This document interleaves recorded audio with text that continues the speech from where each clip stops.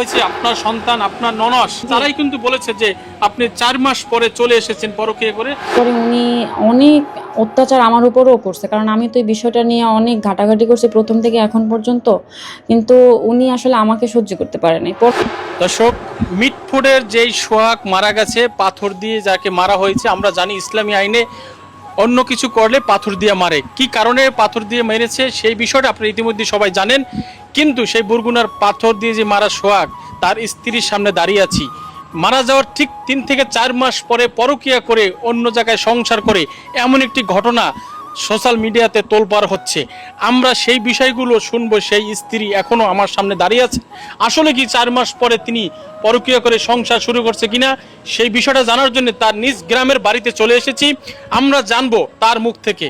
চলুন আপা, আসসালামু আলাইকুম। ওয়ালাইকুম আসসালাম। একটু এদিকে তাকিয়ে বলবেন যে আসলে আপনার যে অপবাদটা দেওয়া হয়েছে, আপনার সন্তান আপনার ননস জি। এবং আপনার শ্বশুরবাড়ির রিলেটিভ পার্সন যারা আছে তারাই কিন্তু বলেছে যে আপনি 4 মাস পরে চলে এসেছেন পরকীয়া করে সংসার করেছেন। এই বিষয়টা একটু ক্লিয়ার করবেন এবং শুরু থেকে। হ্যাঁ, আমি করছি যে আমি পরকীয়া করি বা আমি বিয়ে করছি, এসব আসলে একদম ভুল কথা। আমি বিয়ে হলে দেখে আসতাম না, আপনাদের সামনে তো কথা বলতে পারতাম না। আর আমি যে কোন ধরনের, হ্যাঁ, আমার ওই যে শ্বশুরবাড়ির লোক 4 মাস পরে না, এটা হলো একদম সম্পূর্ণ ভুল কথা। আমি ওনার মারা যাওয়ার পরে ওইখান থেকে মাটি দেওয়া, আপনারা তো সবাই দেখছেন, মাটি মুটি দেওয়ার পরে যখন ওনার 40 দিন হয় তখন একটা মিলাদ করার পরে আমি ওনাদের সাথে মানে ঝামেলা হয়েছে ছেলে মেয়েদের নিয়ে, যে ছেলে মেয়েদের কাছে আমি থাকতে চাই, ওরা শুধু চায় ওদের সাথে থাকতে। ওরা যে ফুপো তো বই নাইছে, ফুপা আছে, এই কারণে যে একটা ঝামেলা করে রাগারাগি করে আমি চলে আসি। তারপর আমি আবার ফিরে গেছি ওর কাছে, তাও যে থাই গেছি আজকে প্রায় 6-7 মাস ওদের কাছে থাকছি। থাকার পর আজকে যে 2 মাস মানে কোরবানি ঈদের কিছুদিন আগে আমি বাসায় আসছি, তখন আমি খুবই অসুস্থ। তো আমার ডাক্তার দেখাই দেবো, তারা সময় পায় না, টাকা বাড়ে না, মানে অনেক অজুহাত। তারপর আমি নিজে নীরবে আয়া পড়ছি যে থাক, আমি আমার বাড়িতে যাই, অবশ্যই আমার বাড়ির লোক দেখাইতে পারে, এই কারণে আসছি। কিন্তু ওরা যে কমেন্টে লোকজন আছে যারা মামা শ্বশুর, খালা শাশুড়ি, আরও যারা ওনার আত্মীয় স্বজন যারা আছে, ওনাদের কাছে একটু আপনারা জিজ্ঞাসা করে দেখেন যে ওনারা কোন ধরনের লোক আর আমি কেমন।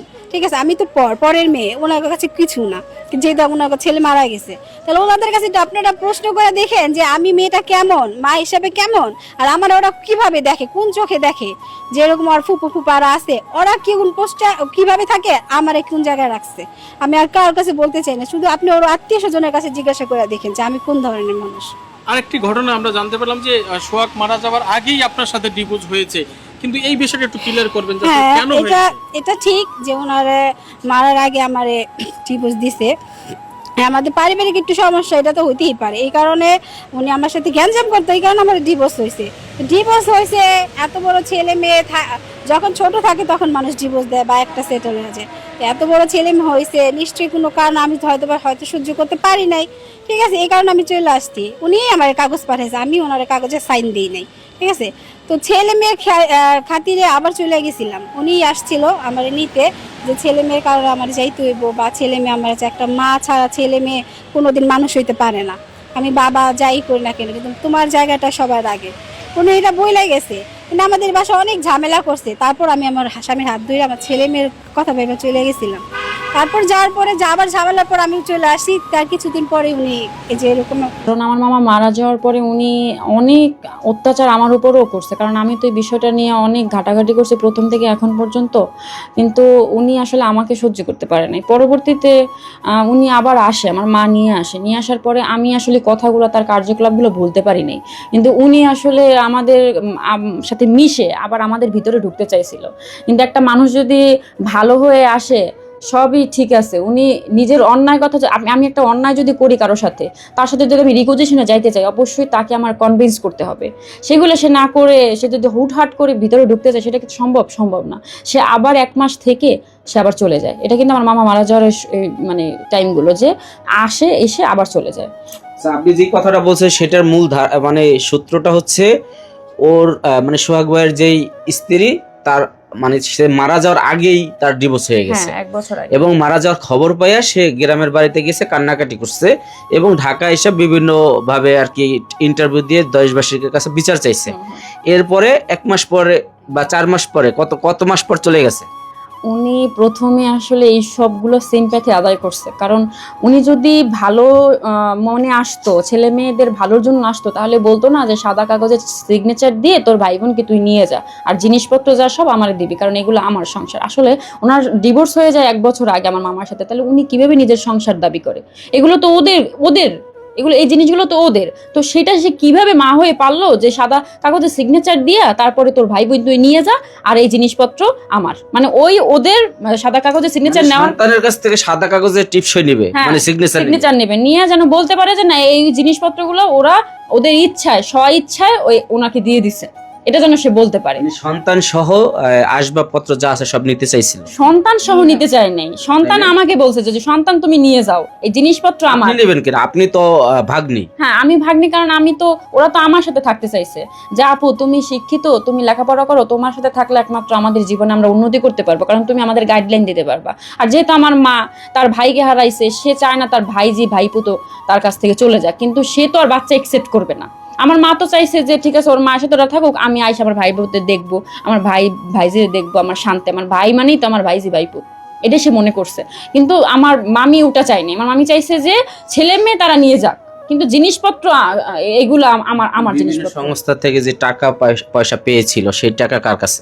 ভাই যখন দেখছে টাকা দিছে 1.5 লক্ষ টাকা, আমার মামি যে কি পরিমাণ পাগলামি করছে সেটা আমরা তো ভুক্তভোগী, আমরা দেখছি জিনিসগুলো। তো উনি টাকাটা নিয়া তারপরে শান্তি হয়েছে যে এই ছেলে মেয়ে দুইটা মানুষ সহযোগিতা করছে, মানে এতিমদের সহযোগিতা করছে মানুষ। এবং বিএনপি থেকে আপনার যে চিফ হুইপ মহোদয় বর্তমান, উনি কিন্তু 1 লক্ষ টাকা দিয়েছিল ওদের। তো সেই জিনিসগুলো সে, মানে সেই 1.5 লক্ষ টাকা সে আত্মসাৎ করছে, এবং এই আত্মসাৎ করে কিন্তু চলে গেছে। চলে যাওয়ার পরে আবার আসছে জিনিসপত্র, এগুলো আবার নেওয়া যায় কিনা, পরে তো দেখতেছে কোনো কিছুতেই হচ্ছে না, জিনিস মানে এগুলো নিতেই পারতেছে এখন না। সে আসলে যে চলে গেছে বললাম, সে আসলে কোথায় গেছে, তার অবস্থানটা কোথায় আপনি জানেন কিছু? আমি তার বিষয়ে কিছুই জানি না। আমি তাকে আমার মামার মৃত্যুবার্ষিকীর সময় 2-3 বার কল দিছি, উনি রিসিভ করে নাই।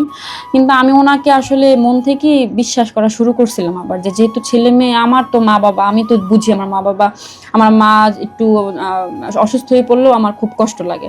তো ওদের তো মা, ওরা তো আসলে আমাকে গিলটি ভাবতে পারে যে আমার বোন মনে হয় আমার মাকে সরিয়ে রাখে, কিন্তু আসলে ওরা নিজেরা তো বড় হয়েছে, ওরা তো বোঝে। তো ওরা দেখতেছে যে না আসলে ওর মায়ের যে মানে এখানে সমস্যা, এটা ওরা বুঝতে পারছে। তো আমি আমার মামিকে অনেকবার বুঝাইছি এবং কান্নাও করছিলাম যে মামি, মামা তো নাই, আপনি আমার মামা, আপনি আমার মামি, তো আপনারা দিয়ে আমার মামার আমি ভুলে থাকতে চাই, আপনি আমার কাছে থাকেন, আমাদের কাছে থাকেন।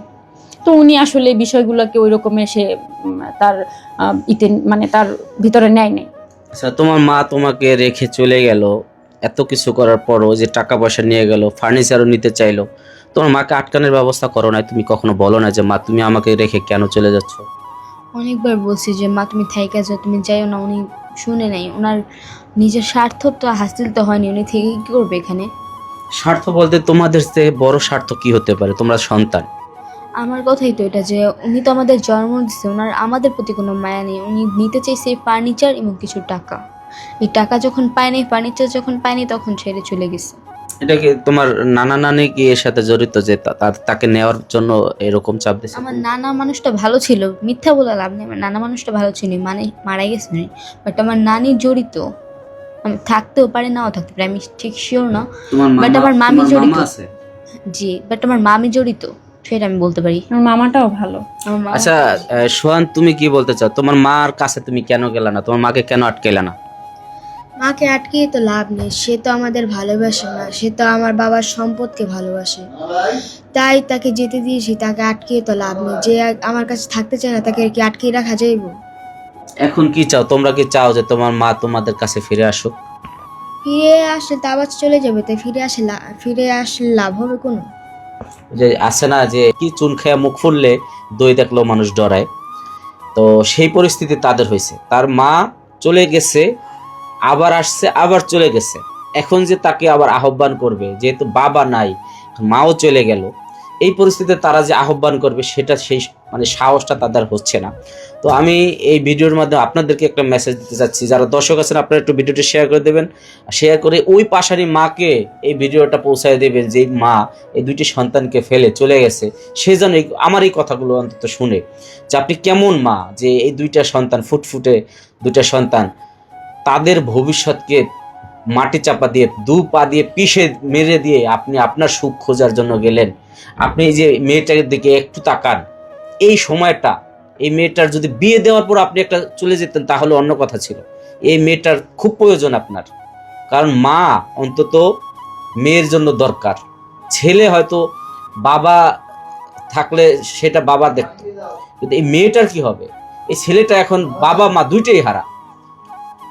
আপনার যদি একটু মনুষ্যত্ববোধ থেকে থাকে তাহলে অবশ্যই এই সন্তানদের দিকে একটু খেয়াল রাখবেন এবং ফিরে আসবেন।